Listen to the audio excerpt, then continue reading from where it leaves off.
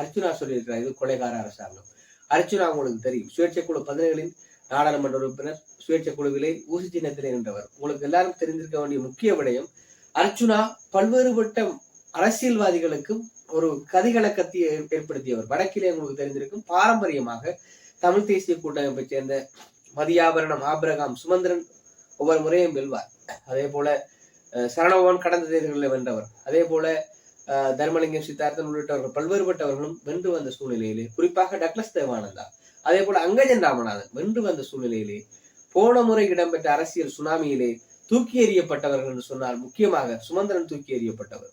அதே போல இன்னொருவர் என்று சொன்னால் அங்கஜன் ராமநாதன். இன்னொருவர் காலாகாலமாக தொடர்ச்சியாக நாடாளுமன்ற உறுப்பினராக இருந்தவர் என்று சொல்லப்பட்ட டக்ளஸ் தேவானந்தா, அவரும் தூக்கி எறிக்கப்பட்டிருக்கிறார். இந்த சுனாமியிலே மாட்டுப்பட்டதற்கு முக்கியமான விஷயம் அர்ச்சுனா. அர்ச்சுனா என்பவர் சாதாரண ஒரு நபர் அல்ல. உங்களுக்கு எல்லாம் தெரிந்திருக்கும், அரசியலுக்கு வர வேண்டும் என்று சொன்னால் பொதுவாக சமூகங்களிலே இல்ல கிராமங்களிலே பேசுவார்கள் லட்சக்கணக்கான பணம் வேணும் என்று சொல்லி. ஆனால் ஊடகங்களுக்கு டக்ளஸ் தேவானந்தா, அங்கஜன் ராமநாதன் போன்றவர்கள் பல லட்சம் ரூபாய் செலவழித்து ஊடகங்களே விளம்பரங்களை போட்டு வந்தார்கள். உங்களுக்கு எல்லாம் தெரிந்திருக்கும், பல்வேறுபட்ட பத்திரிகைகளும் ஊடகங்களிலும். ஆனால் எந்த ஒரு பத்திரிகைக்கோ ஊடகங்களுக்கோ கட்டணம் செலுத்தாமல் வெறுமனே முகப்புத்தகம் என்ற அதே போல ஏனைய யூடியூப் இணையதளங்களால் மாத்திரம் வெல்ல முடியும் என்று காட்டியவர் அர்ச்சுனா.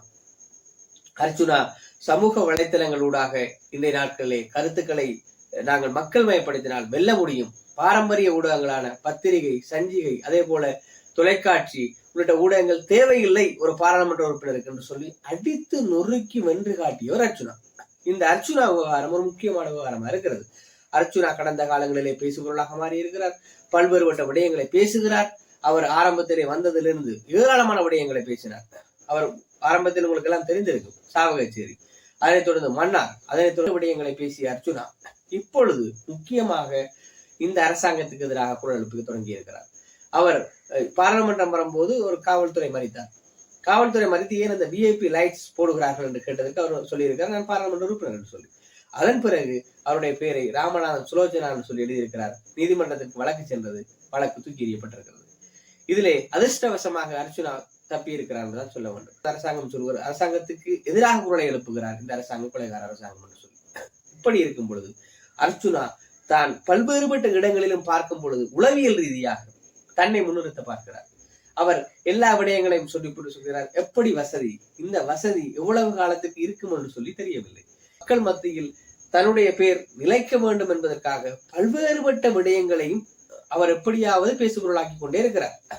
அதனைத் தொடர்ந்து ஒரு சட்டத்தரணியாக இருக்கக்கூடிய முக்கியமாக சட்டத்தரணியாக இருக்கக்கூடிய ஒரு பெண்ணை தன்னுடைய தங்கை என்று சொல்கிறார், தங்கம் என்று சொல்கிறார். அது ஒரு விடயம், அது அவருடைய தனிப்பட்ட விடயம், அதில் நாங்கள் பேச தேவையில்லை. ஆனால் அர்ச்சுனா இந்த பாராளுமன்றத்திற்கு வந்து நவம்பர் மாதம் தேர்தல் இடம்பெற்று நவம்பர் 14ஆம் தேதி தேர்தல் இடம்பெற்று இந்த தினம் ஜனவரி மாதம் வந்திருக்கிறது.